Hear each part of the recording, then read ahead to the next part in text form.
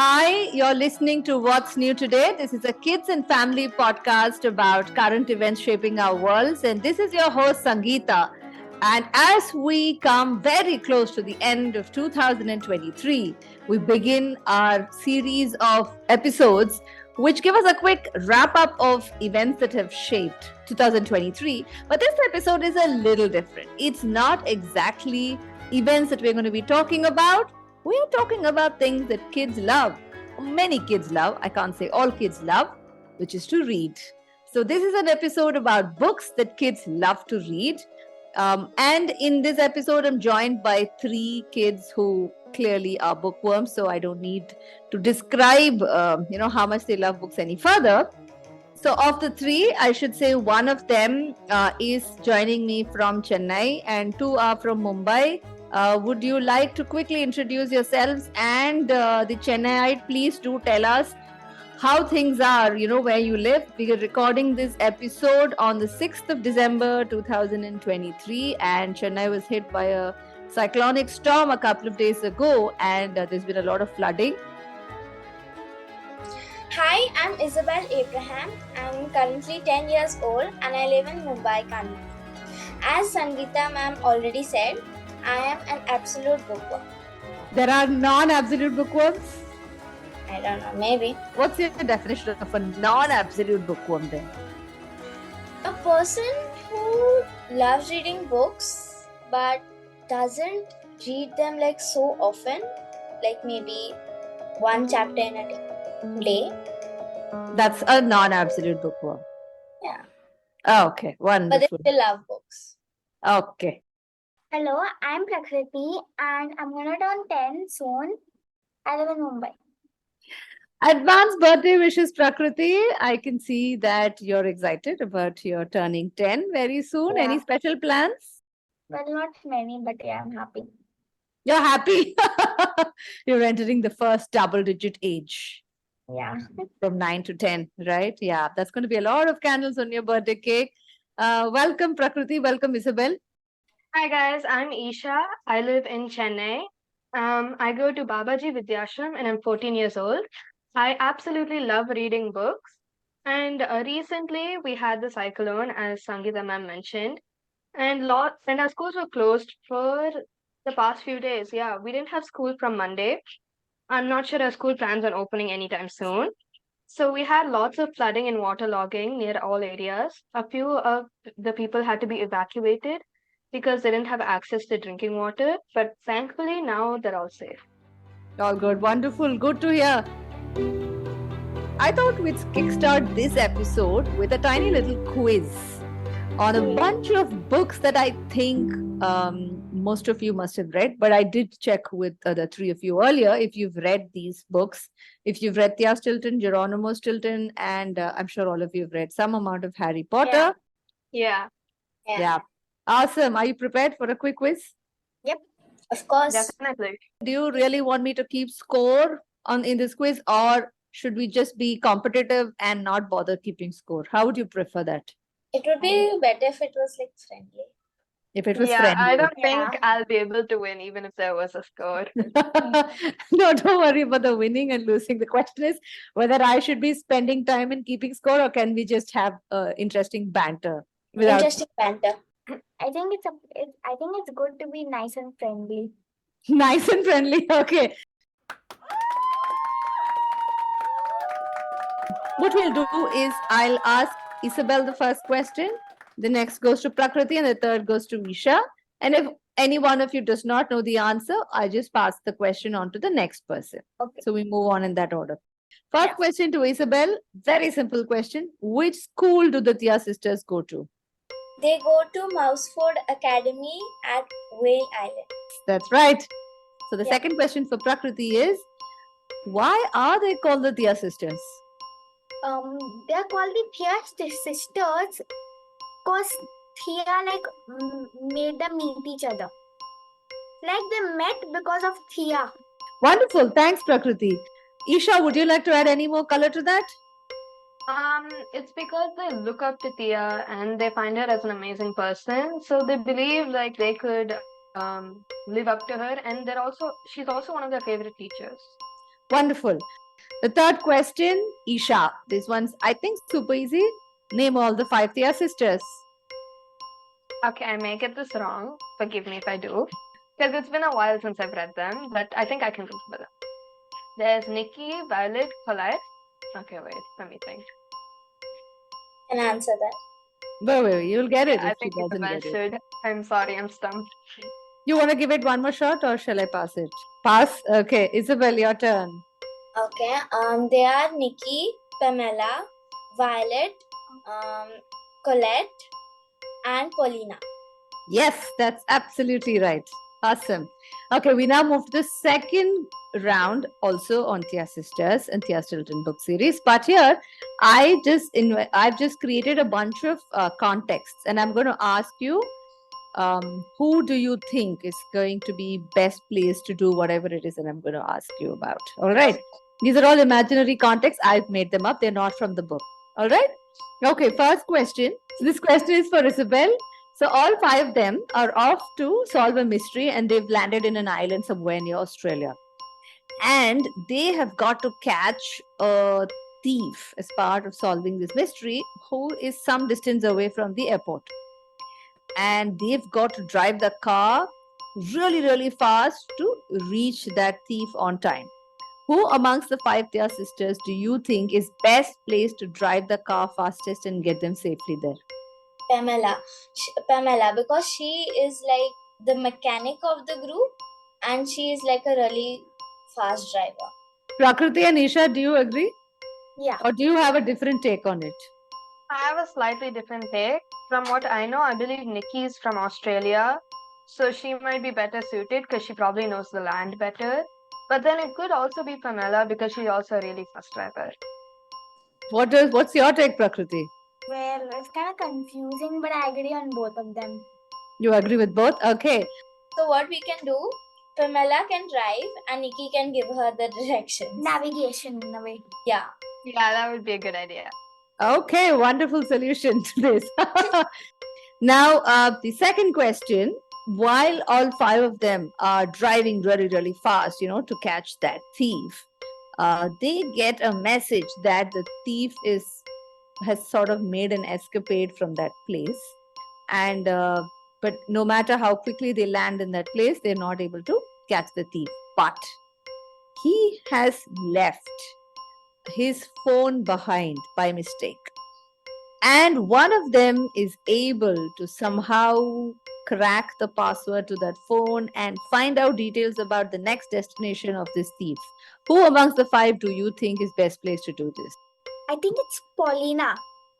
Because Paulina is really, really good at computers and all the electronics and everything. What does Isha think? Do you agree? Yeah, I agree. Isabel? I agree too.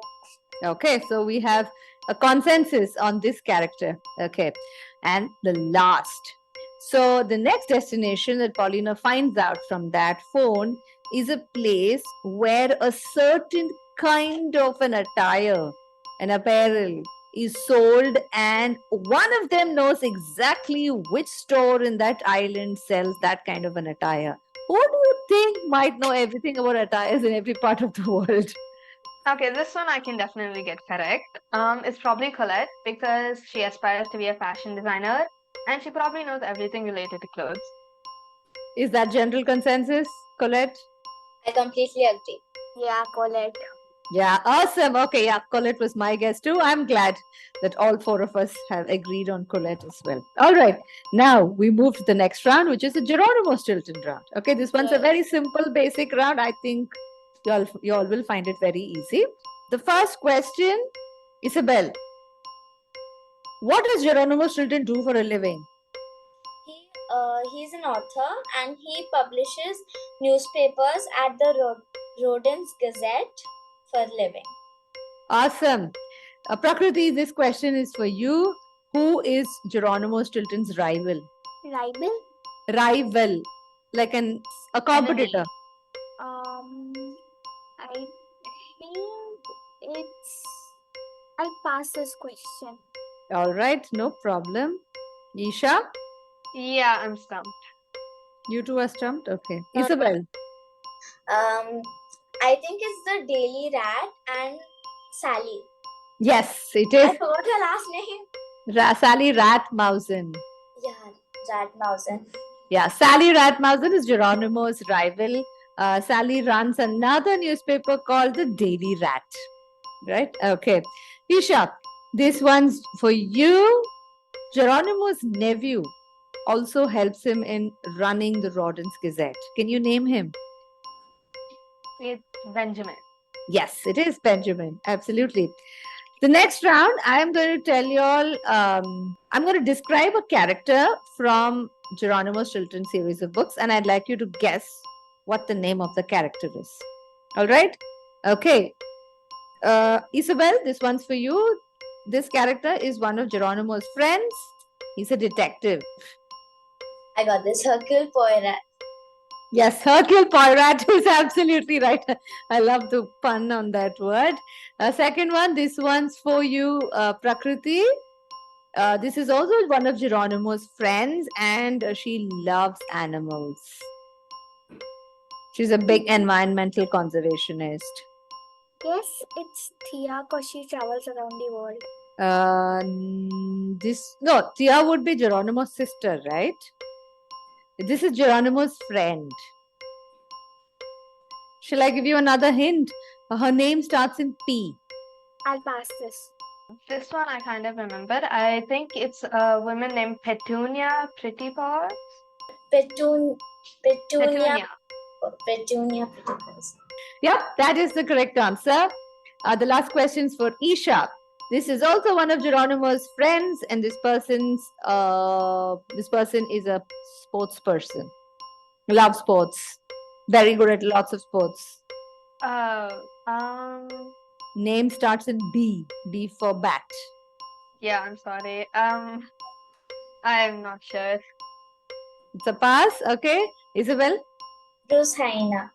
Yes, Bruce Hyena is the name. Does that ring a bell to Isabel and Prakriti? Yes. Yeah. Yeah. Okay. Wonderful. I'm throwing these two questions open. Any of you that knows the answer first can shout out the answer. Yep. First question. This person is a member of Geronimo's family and is a prankster. Trap. Yes. Trap is right. The second one. This person loves to yell at Geronimo Stilton. His Grandfather. grandfather. Yes. What's his name? William. William. Grandfather William. Yep. Absolutely. Can one of you very quickly tell our listeners about what the Geronimo Stilton and the Thea Stilton series of books is all about if someone's never read it? Thea Stilton. Thea loves traveling to places, and she writes about her students, the Thea sisters, who have adventures, and they name themselves after her. And Geronimo is the complete opposite of Thea. He's like an introvert. He loves to stay inside and write books. But somehow he always gets dragged on an adventure, and it hilariously ends well. Wonderful. But most importantly, who are these? Are they people? They're mice, rodents. Yeah. Awesome. Thank you so much, Isabel. Prakriti, at what age did you start reading these books? Do you remember which grade you started reading these books? Yeah, I started last year in third grade. Third grade is roughly when you started. Okay. What about Isha and Isabel? When did you all start? Isha? I know I started reading it early on because it was one of the few books I actually found interesting because of all the images. So I think it was third grade, as Prakriti said, or maybe second, I'm not sure. Maybe second grade. Okay. Isabel? I think I started reading this at the age of 7 because it was lockdown and I was getting really bored, and one of the didis in my building, they used to give me books, and one of them was Geronimo Stilton. So that's when I started reading. Okay, so you two started it somewhere in your grade 2. you would recommend it for listeners who are in a second grade or third grade and above, right? Yes, it's easy to understand. Yeah. And I It's think also very fun to read because they use different fonts for different words, and it's like even if you don't understand the meaning, if it's like huge bubble letters, you can understand that it's something exciting. Or if it's tiny letters, you can understand he's scared about something. Yeah, So it that's true. expresses the enthusiasm. Yeah. We did one episode on how to narrate a story. Yeah, the storyteller was telling us like how to we should add like voice modulation whenever we want to express something, so that the listeners or the readers can the listeners can feel that they are actually there in that place. Yeah. She told us what are the things that we must include in our story, like the context and the conclusion. That should be good. We shouldn't just leave the story halfway, and that helped me to become a better writer and a better storyteller. Wow, I'm happy to hear that. So have you tried writing any books after you heard that episode on What's New Today? I even published my new one. It's called A Mysterious Adventure. Ooh, lovely. So in this one episode we done earlier, where there was a storyteller who came and interacted with children as young as y'all, and she told us about how to narrate a story, and she also went into how to write a story grippingly. So what I find very interesting about any of these Geronimo Stilton or Thea Stilton series of books is that when you are reading a book, right, how do you get voice modulation out? Because no one's narrating the story. But by using different fonts and colors, I think those words sort of jump out at you. And that's one way that the author has tried to bring that voice modulation out. And children as young as 7 or 8 are able to understand that, when they're reading that book. This episode is about books because children love reading books. It's part of our wrap-up series towards the end of 2023, and we wanted to keep it light and engaging. And we also want to leave our listeners with suggestions on what they can read as the winter holidays are approaching. So can each one of you share one book that you've read, a book that you think not many people may have heard about and you find very fascinating or interesting? Prakriti, do you want to get started? I find this new book, it's been released this year in 2023 and it's called Robodog. Robodog. Oh, cool. Who's the author? The author is David Williams. David Williams. Oh, yeah. What is this about? So Robodog unfolds the tale of a robotic dog. He's aiding the police in defeating villains. Oh, wow. So he's he's part of the police force. Yeah. There are two really bad thieves named Mighty Mine and Hammer Hands. They're like on the loose and no dog is able to track them down. So the professor, the wife of the chief, invents a dog named Robodog that has all the senses that a normal dog has. Does it have an extra superpower? Yeah, it has like many superpowers. Like it possesses an array of exciting powers, including a net to trap criminals, a missile launcher, the ability to transform into a submarine from propellers and fins. So it can jump into water and become a submarine. Yeah. So where do the missiles shoot out of? On his back. His back. Okay, very So interesting. if he's coming to attack anybody and if he's being stumped on, he'll just shoot a missile down. He'll just shoot them. Okay. Yeah. Awesome. But will they die if he shoots? Of course not. Then what does he shoot them with? A missile. A Bomb. missile, a bomb that does not kill. Like it just hurts them in a way. Oh, it's a nice benign missile. Okay, I like the sound of this. When When Robodog weeps, instead of water, oil comes out of his eyes. Whimsical elements like a tickle monster and cats driving trucks. This is a book you must read. Wonderful. Thank you so much, Prakriti. I already love the sound of this book, Robodog. I think I might myself give it a read. Isha and Isabel, do you have any questions for Prakriti on this book? When I heard Prakriti's description of this book, I felt that this is a book version of the popular TV series Paw Patrol. Isha, you too felt that way? Well, kind of. Just in Paw Patrol, it's less robot and more dog. But then this one's really cool. Like, it's both connected. Okay. For listeners of what age or readers of what age do you recommend this book? I recommend from ages from 7 to 10 can read this. Okay. So second grade onwards, they can start reading this. Yeah. Okay, wonderful. Thank you so much, Prakriti. Isha, I'd love to hear your book review. So it's two series, the Shiva trilogy and the Ramchandra series by the same author, Amish.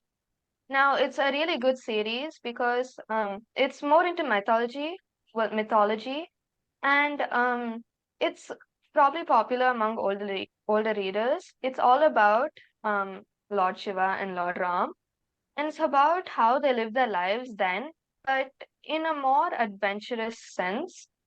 Like there may be a bit of violence, but not much. It's a very interesting series about how they fight prejudice and evil and how they all come over it. And in the end, it's all about good and evil and how good wins.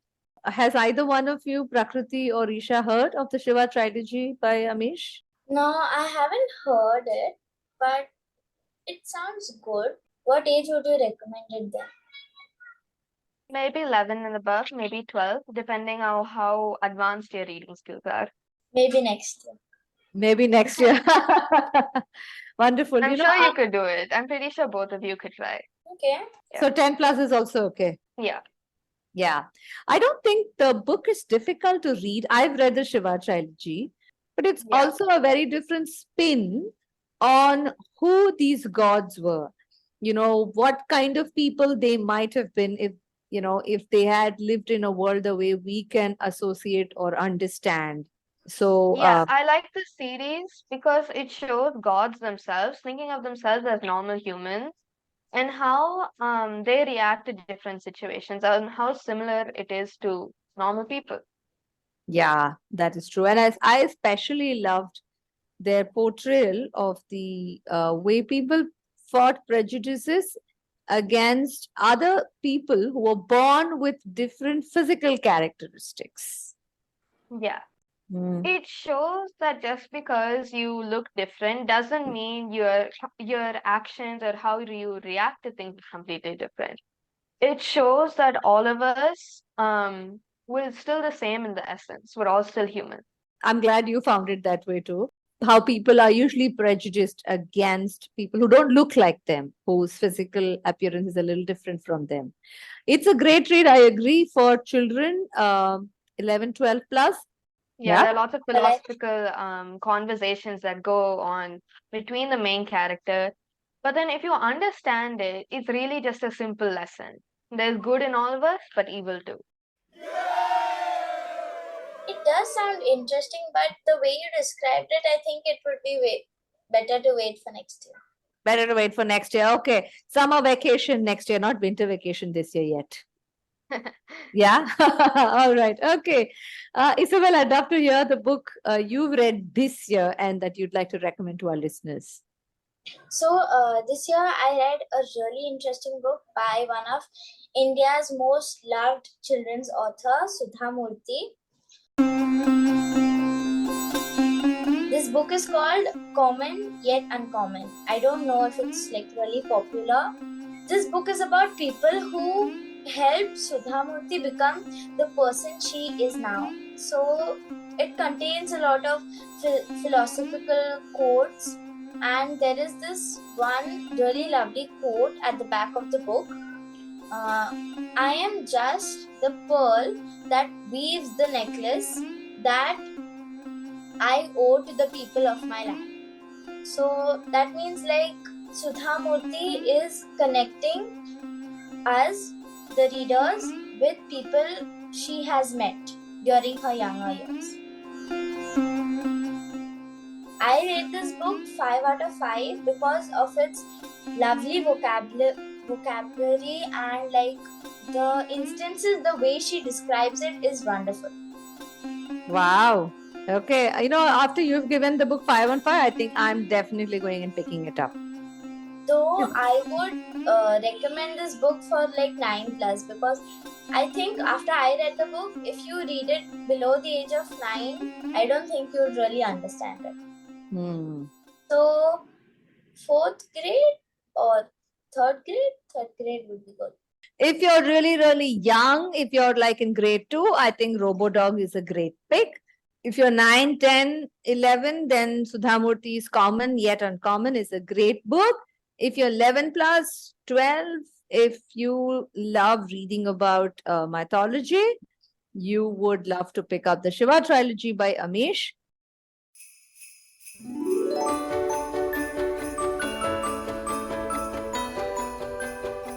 My secret list to Santa is going to include the Robodog and Common Yet Uncommon by Sudhamurthy.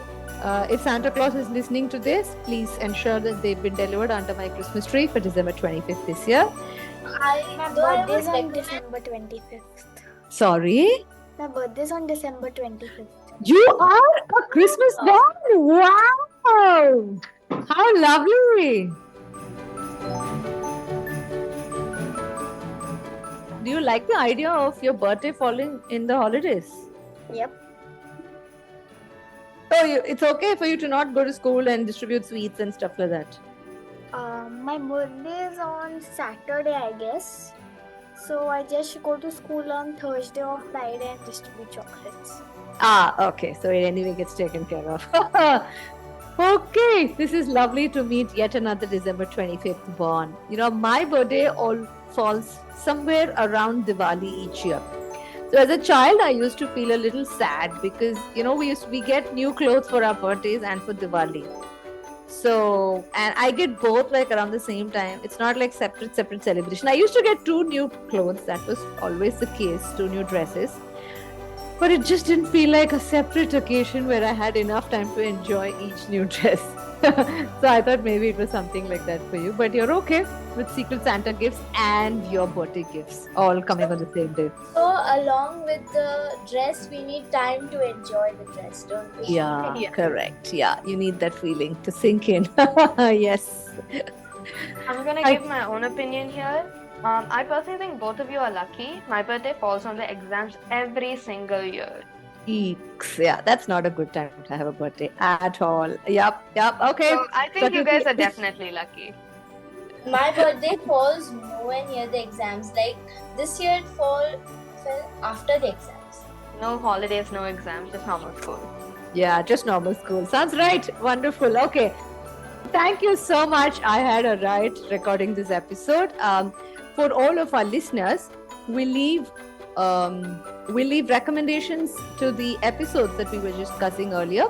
The episode about story writing. If any of our listeners would like to listen to that episode about how you could write a story as regardless of how young or old you are, it's a beautiful episode we recorded with a professional story narrator. I'll leave a link to that in the show notes below. Oh, I forgot. There are listeners, I believe, who don't know what a show notes is. Would one of you tell us what show notes are? So show notes are like after there is like a picture, the cover page for the episode. So below that there are like links about the episode and like a description of the episode that you always read. Thank you, Isabel. That was very nicely explained. Now, if you're listening to this episode on Spotify or Google or Apple Podcast or any other platform, go to the main page of this podcast channel, What's New Today, and click on the episode's title, and you can find lots of text beneath it. That is what we call the show notes. You can do this right away while you're listening to this episode. Now, if you go there, you can find a link to the earlier episode I was talking about, where a storyteller joined us and guided children on how to write their own stories. Also, while you're at it, I'd like to tell all our listeners that I write a newsletter for children and families, one story a week. This newsletter is called The Lighter Side. These are all real life stories from the real world around us. So I usually try to write about something I find very inspiring or positive or just something very interesting from the world around me. I have also written one story about the 3 books that we just discussed here. So if you'd like to read that, or if you'd like to subscribe to the newsletter for free, you can find links to all of them in the show notes below. Thank you, Isabel, Prakriti and Isha, and wishing all our listeners Merry Merry Christmas Christmas and a Happy New Year. Happy New Year.